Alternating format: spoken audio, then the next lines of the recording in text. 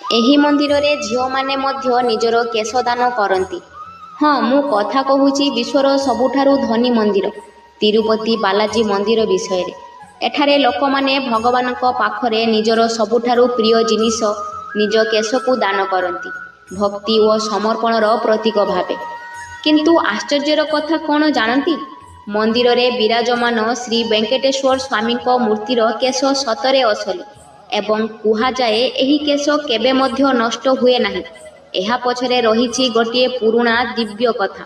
ଗୋଟିଏ ସମୟରେ ଯେତେବେଳେ ସ୍ୱାମୀଙ୍କ ପାଖରେ କିଛି ମଧ୍ୟ ନଥିଲା, ସେତେବେଳେ ଗୋଟିଏ ଗନ୍ଧର୍ବ ରାଜକୁମାରୀ ନିଜର ସୁନ୍ଦର କେଶ କାଟି ସ୍ୱାମୀଙ୍କୁ ଦାନ କରିଥିଲେ।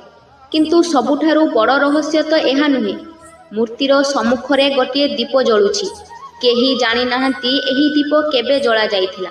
କିନ୍ତୁ ସତ୍ୟ ଏହା, ହଜାର ହଜାର ବର୍ଷ ହେଲା ଏହି ଦୀପ ଜଳି ରହିଛି। ଆଜି ପର୍ଯ୍ୟନ୍ତ କେବେ ମଧ୍ୟ ଲିଭି ନାହିଁ। ଏହା କେବଳ ଭକ୍ତି ନା କି ଚମତ୍କାର? ତିରୁପତି ବାଲାଜୀଙ୍କ ଦୁଆରେ ବିଜ୍ଞାନ ମଧ୍ୟ ନୀରବ। ଆପଣ କେବେ ତିରୁପତି ବାଲାଜୀ ମନ୍ଦିରକୁ ଯାଇଛନ୍ତି କି? କମେଣ୍ଟରେ ନିଶ୍ଚୟ କୁହନ୍ତୁ।